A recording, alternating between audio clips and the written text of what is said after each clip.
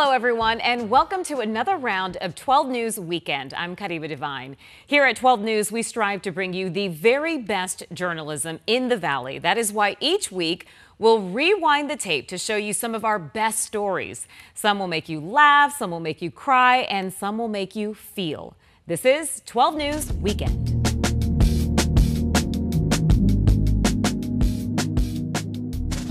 In December of 2020, I was 29 years old and I had found a lump in my breast, had a mammogram done, found out that I had stage 3 triple negative breast cancer. Brenna Valor remembers the day doctors diagnosed her with an aggressive and invasive form of breast cancer. Breast cancer runs in my family, so when I had found my lump, I almost guessed that I knew what it was. I thought maybe somehow it would have skipped me. But when reality sunk in, she started preparing for what was ahead. We were gonna have to put our heads down and get through it. Before starting treatment at Dignity Health Cancer Institute at St. Joseph's, doctors told Brenna the treatment needed to save her life might impact her chances of becoming pregnant in the future. Breast cancer can often reduce fertility for many women, and it can be challenging to naturally conceive.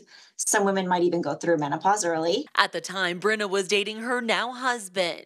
That was a conversation that we had to have. I've never wanted to be a mom as badly as I did when they told me that I may not be able to become a mom. But they decided to move forward. The first 8 weeks of chemo were the most intense. It caused me to lose my hair almost immediately. I was exhausted, nauseous. During those 6 months, her goal was to stay active. As a trail runner, I spent a lot of time moving very slow on my beloved trails. It just gave me a little boost of endorphins. But her fight wasn't over. In July, I had a double mastectomy with reconstruction, and in September started my radiation. She concluded her treatment in October of 2021. Took a lot out of me. One of her biggest supporters, her now husband. Such a huge support during my entire cancer experience. Just more than a year later, they got engaged. And we were married last September. September 30th, 2023. That was the beginning of a new and beautiful chapter. Despite the odds being stacked against her, in January, Brenna and her husband learned some thrilling news after taking a pregnancy test. And it was positive. It was a joyous moment. It was a huge surprise. They welcomed a healthy baby boy nearly 3 years to the day after she was deemed cancer-free. Elias James Corey was born on September 29th of this year. He is, I don't want to jinx myself, but has been a very easy baby so far. He is a miracle in more ways than one. For Brenna, it was a real blessing that she was able to conceive her beautiful son. Brenna wants her story of hope to inspire other breast cancer survivors who long to be a mom one day. To push through adversity and come out the other side a better version of themselves. Trisha Hendricks, 12 News.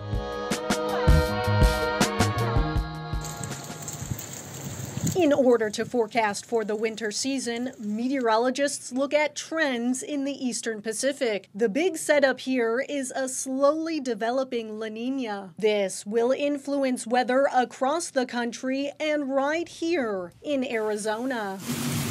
What is La Nina? Normally, trade winds push warm surface waters toward Asia. But sometimes trade winds are stronger than normal. This results in cooler water across the eastern Pacific. Usually when this happens, most of the South, including State 48, sees above normal temperatures and below normal precipitation. But this winter, it's likely La Nina will be weak. The correlation to below normal precipitation is strongest for moderate to strong La Nina events. Keep in mind, not all La Ninas end up drier than normal. According to the National Weather Service, there is still a 10 to 30% chance of wetter than normal conditions this winter. The official forecast for this season takes into account other factors, like the latest climate modeling and climate change during the winter months. For 12 News, I'm meteorologist Lauren Rainson. See this tube here, and that's more of her breathing tube, and then that orange one is her feeding tube. Lauren Sanders' twins Sonoa and Phoenix have been in the neonatal intensive care unit since October 11th. her water breaking just 24 weeks into pregnancy while visiting her sister in Phoenix. It was confirmed that I did have a ruptured membrane with twin boy A, and then from there, labor progressed, and unfortunately, they tried all they could to stop the labor. The family far from their Illinois home, mom, dad, and big brother showing up every day for the twins any way they can, like whispering words of love and encouragement. Hey, mom and dad, we're here for you. Like, you're gonna get so strong. Like, it's okay. Like, you're well taken care of. Helping give them life. The nurses said there's studies showing that oxytocin and other chemicals build in the brain during this process, and a NICU child with parents that are available there as possible literally helps them to develop and grow. They are receiving the best care possible from the team at Banner University Hospital, a long way from home. It's me holding his little hand. It's just right around my finger. On a long journey to getting strong and healthy. Because I just, hope the babies grow and they're healthy. You can still see bits and pieces of Fiesta Mall are still standing. But for years, people wanted to know, what is this giant piece of land going to turn into? There was talks of a new community college, a hospital, even the new home for the Arizona Coyotes. But it turns out none of those were right. But the city tells me it will be something for the whole family. It was the mall in Mesa for decades. Then with other malls in the East Valley opening and online shopping, it started to decline. Its last store closing down in 2019. The hollow shell of a building was then demolished last year. This is what the land looks like today. Roughly 80 acres of nothing. Just giant mounds of dirt with bits of Fiesta Mall nostalgia left behind. But with the city's most recent approval, this giant dirt lot could soon be transformed to look something like this.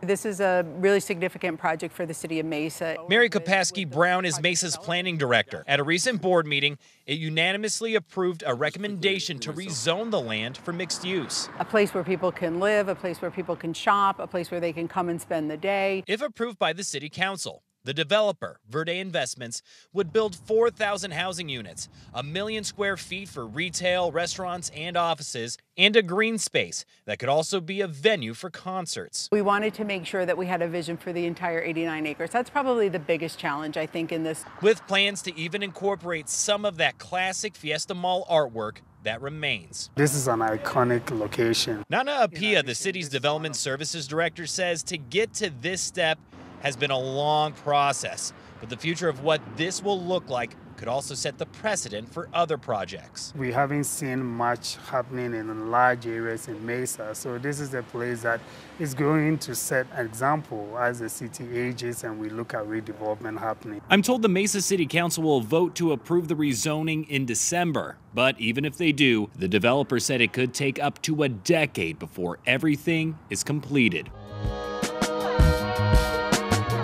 Well, county data shows a slight decrease in the number of people experiencing homelessness this year compared to last, with an increase in people taking indoor shelter spaces. But those numbers are considered an undercount. When darkness falls on the canal, shelter!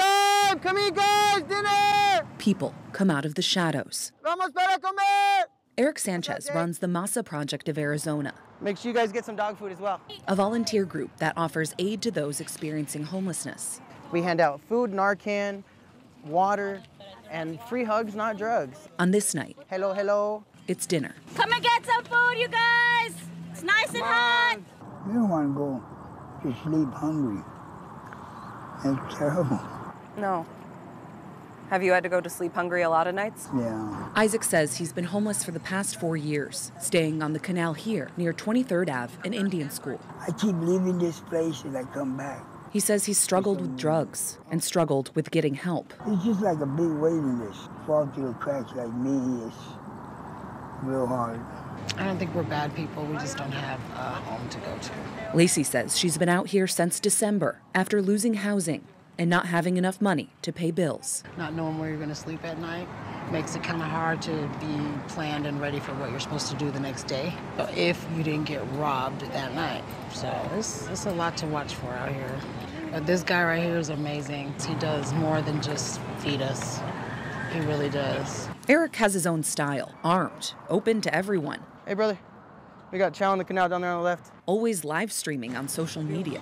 Welcome in, everybody. Viewer discretion is advised anytime we're out here. It's reality. But his grassroots efforts, How many people would you say come through the line every night? Here, between 80 and 100. have become essential. And just looking at these people there, you know, they're living out of a shopping cart. They're obviously looking at their fentanyl, and it's a shock, you know, just experiencing this. It's a horrible reality, but something that we have to do and keep them alive. There needs to be more resources at night. 8 p.m. to 4 a.m., there's not really much. Do you see people out here that came from the zone area? A lot. For years, the Zone was Phoenix's largest homeless encampment. More than 1,000 people on the streets at its peak. Then, neighbors sued the city for not doing enough to keep the area clean and safe. And a judge ordered the city to close the encampment down. That happened last November, but it didn't mean homelessness just went away in Phoenix. The I-Team analyzed 16 months of data from the city, and after sifting out duplicates, found that calls for encampments, or people needing help with homelessness, went up in the months after the zone was cleared. Some people have said that people just moved to a different location. The problem just shifted out of the neighborhood. What do you say to those claims? Well, I definitely think that over the last decade, we have seen a huge increase in the number of people experiencing homelessness in our community. So what they're seeing and feeling is true. We are seeing more people experiencing homelessness. Rachel Milne with Phoenix's Office of Homeless Solutions. The city did successfully close all 15 blocks around the campus to camping. We made a commitment that we would offer every individual who was in that area an indoor place to go. Not everyone took us up on that offer, 82% did, but this was a nice alternative. This being what the city calls its safe outdoor space, a structured campground that can serve as a step forward for someone not yet able or willing to take an indoor shelter bed. It's in downtown Phoenix, like a majority of homeless services, but Phoenix is working to bring on more shelter beds in other parts of the city, like a new 280-bed space planned for 71st Ave in Van Buren. We could use more, I'll tell you that. Anytime we open up a new site, it gets filled up very quickly because there are just more people in need of shelter than we have space available. Back out on the canal. You're good. We got you. Efforts are making a dent. I think it's getting better. I think more people are taking up to the treatment. Eric still streaming as they get ready to move to a second spot. Living like this is addicting. He thinks the more visible the problem, the less likely people will get lost in the shadows. And so you have to kind of adapt and approach on a different level. And so that's what we do. Meet people where they're at. Yes, yes. Sometimes it's from the ground up. That structured campground, the city's safe outdoor space, it's been operational for a year now, and we were the first media to go inside. Tomorrow, I'll give you a closer look at the operation and why people are still concerned about shelter space in Phoenix. Erica Stapleton, 12 News. He was born and raised in Phoenix, a stellar high school athlete who made it to the NFL and played for 4 teams. And now Devon Kennard is back home where he's always wanted to be. But now he's taken on a new career in real estate. I caught up with him at his home to talk about life after football, his new ventures, and how he wants to inspire others to hustle. I went to USC for college and got my undergrad and master's degree while I was there. So I'm one of the few guys who entered the NFL already with their master's degree. So that was kind of like a big deal that I always wanted to concentrate coming out of college. And once I got in the NFL, I immediately started investing in real estate. So I spent a lot of time in my off season learning about that. And I took finances very serious because, you know, it was a time where a documentary called Broke came out, and it was about NFL and professional athletes going broke. And I didn't want to be another statistic. So I was really intentional about figuring out what are the best investment avenues, what does it make sense, what makes sense for me. And, you know, I felt like over the years, I just started to compound my knowledge and then my experience because I was doing it in real time. And, you know, that fast forward to today. Where did this interest in finance begin? I would say it started even in high school just because having a father who was a professional athlete, my dad played 13 years in the NFL, won a Super Bowl with the Cowboys. I got to see my dad a lot post his NFL career to where I realized that even if I have a career just like him, 13 years, hopefully win a Super Bowl, there's so much life on the back end of that. So it's like, man, finances, what I do with the money that I make, if I make it to the NFL, is really important, because I don't want to have a good life for a couple of years and then be struggling the rest of my life. How do I make as much money while I'm in the NFL as I can, and then let that bleed over? So that mindset kind of started in high school, and in college I faced a lot of adversity and went through time periods where injuries, coaching changes, to where, you know, the top 5 recruit in high school, and all of a sudden I'm in college and it doesn't look like I'm going to make it to the NFL. And that made me ask myself a question, like, do I want to be successful because of football, or do I want to be successful, period? And my decision was like, I want to figure out how to figure out finances regardless. And that really helped me dive in and start to network and figure out different avenues that was going to really impact my life off the field. And I bet during your NFL career, you saw a lot of athletes spend a lot of money because they were making a lot of money. Mm-hmm. And I mean, that's the huge challenge. And people kind of are hard on athletes at times because of that, but they lose sight of the fact that, can you imagine you're 21 years old, and just because you're really good at something doesn't mean you know how to handle the money that comes along with it. So 21 years old and you're throwing millions of dollars, and you come from a background where no one taught you about finances, and you have all these things that you want to do or things that you want to have, and all of a sudden you have the money to have it. It's easy to start to spend it. So, you know, my big message to people in those positions isn't to not ever buy those things and live the life you want, but how you do it and when you do it matters. And I feel like I was a good example of that. When I got in the NFL, I brought my high school car to the NFL. I drove a 2005 Kia Sorento for the first 2 years I was in the NFL. And, you know, that was a challenging thing in the sense of, like, you're seeing guys with Rolls Royces, Mercedes, all these different cars. And it's not that I didn't have a desire to have some of those cars one day, but I believed I needed to take the money I was making, invest it, and do something wise with it. And then down the line, hopefully the growth happens and now I can buy those things. So That discipline must have been so hard, though. yeah, I mean, it can be hard, but you got to really understand and embrace delayed gratification.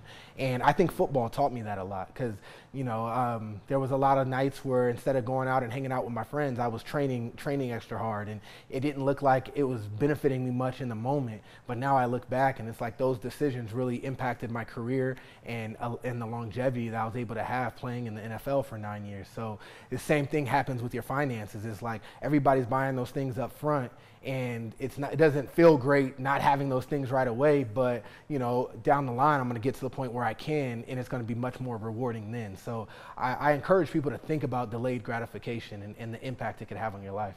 So you started getting into buying one property and then buying another. How did that come about?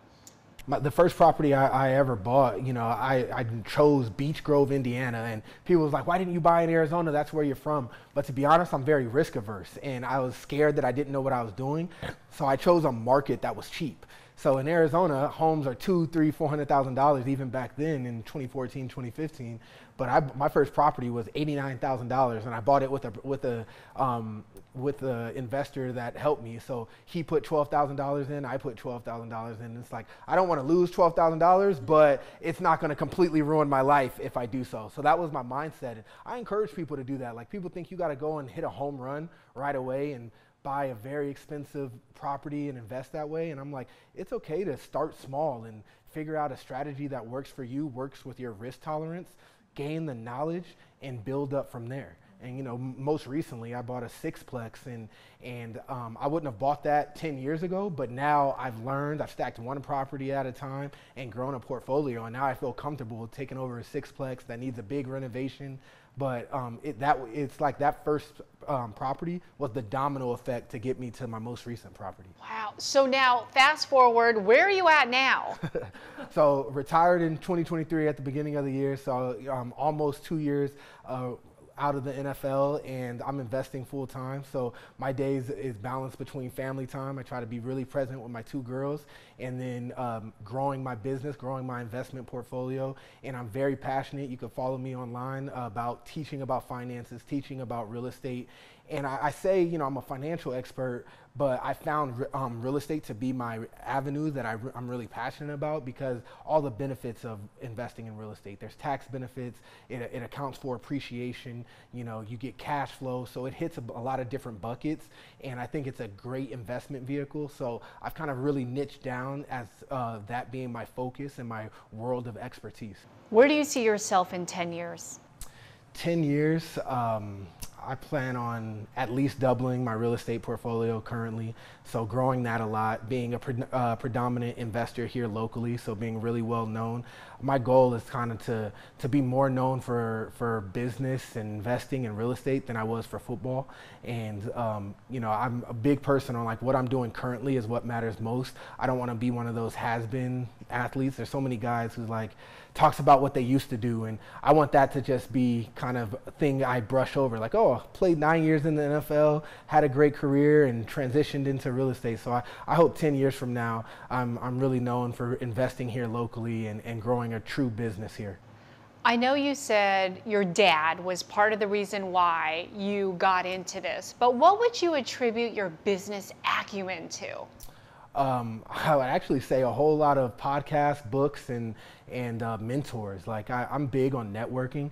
I think there's so much you can take from other people, and people are afraid to reach out. And I found if you educate yourself and show that you're serious, and then you reach out and ask people, I call them level 2 questions. Like so many people will hit you up and be like, will you grab a cup of coffee with me? And it's like, that's too broad. People are busy. But if you've read up on them, or you know that they're in something specific and you're interested in that, and you're asking targeted questions, and I'd love to sit down and meet with you about buying single family homes in the Arizona or in the Tempe market. Will you, like, that's a much more better ask, and those are the kind of asks that I give, and it's allowed me to network with really good people who've streamlined this process for me, and I've been able to learn from, and that's kind of, I would say, that's my superpower. If I have one, it's my ability to network. And I feel like if you do that, what would take you 10 years on your own, you could condense down into a year or two. And I'm kind of experiencing that in real time right now. What are you most proud of? I think I'm most proud of football being what I did, but not who I am. And there's, you know, it's a challenge, and I can't say that was the case for me my entire career, because there was at points in time where it's like I felt like football was who I was, and football will let you down eventually. You know, you're not going to be able to play forever. Injuries happen, so as much as you love the game's not going to always love you back. And I was really proud of the fact that I got to the point where it's like football is what I do, and I love the game, and I could talk ball all day with anyone, but it's not who I am. You know, I'm a father, I'm a husband, I'm an investor, I'm a friend, and finding identity outside of the game is really important to me, and I hope I can help other guys do the same, because it's a huge challenge when you do something your whole life since you're 6, 7 years old, and all of a sudden it's just gone. You know, the transition, even for me this last year and a half, has been hard, and I have things together with, you know, good family and investing and stuff, but being out of the locker room, not having the same camaraderie you had one day, that's a challenge. And I want to help guys with that transition by, you know, really separating themselves from the game and realizing, like, I'm my own person and football's what I do, but it's not who I am. When it comes to college athletics, the game is changing a ton right now, to where kids are, you know, 17, 18 years old, and they're getting thrown 6 figures. Yeah. And one of the first lessons I tell them that's more like technical is like, make sure you're putting at least 30 to 50% of that away, because a big mistake they make is when you're making marketing money from different endorsements, that's not taxed right away. So you make $100,000 and you go and buy, you know, a car, and you buy a piece of jewelry, and all of a sudden it's IRS time and they're asking for 30 grand and you spent it. You know, you're 18 years old and now you're in a really bad position. So on the technical side, the first thing I say is, like, you make 100 grand, put 30 to 50 of that away, because you got to assume that it's not yours, and if you end up not having to pay that much, great, but assume that much is gone. So that's the first thing. But just mindset-wise, a huge thing that I talk to these college kids, and I've been able to speak at ASU before, and I go to USC and speak, and one thing I tell them is, like, save that money. You know, like, I was in college living off of a few $100s. I used my stipend check to, like, pay for my apartment and lived off a few $100. You don't have to live like an NFL player while you're in college. Save that money, because you don't know what's going to happen with the NFL. Maybe you make it, maybe you don't. But I would love to be in a position where I'm graduating from college, hopefully playing in the NFL, but I don't know, but I have $200,000 saved up. That's a good jump start to your life if football doesn't work out. And I don't think enough of these kids are having that perspective, because they're bullish on like, oh, I'm going to play 3 or 4 years in college and I'm going to make $1 million while I'm in college and then I'm going to go to the NFL. And that's just, the reality is that's not the case for everybody. But now you can give yourself a great head start by saving a lot of that money while you're in college. You're a college student. Don't have the mindset of you got to live like an NFL player while you're in college. And I really kind of try to take that home with the younger kids. Why'd you decide to write the book? My main reason, to be fully transparent, is like there was very few books written by African Americans and even fewer written by athletes in the financial space.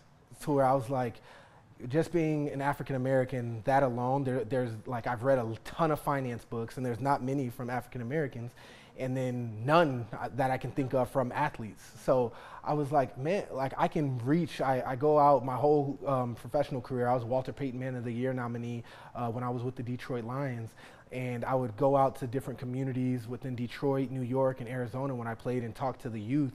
And I always had a unique perspective, because I wasn't just talking to them about video games. I'm asking them how their grades are going. What interest do you have outside of just sports? Because I want kids to realize athletics are incredible, but there's so many ways you can find success today outside of playing sports.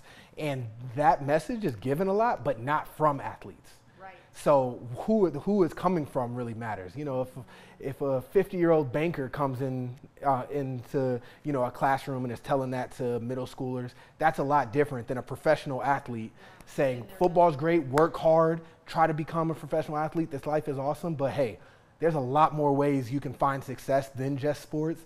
And I felt like that resonated. And I think that seeing how much that resonated with kids, I think that led me to like wanting to write both of my books, because I'm like, wow, like I can send a different message than most athletes are sending, and it really hits home to the youth.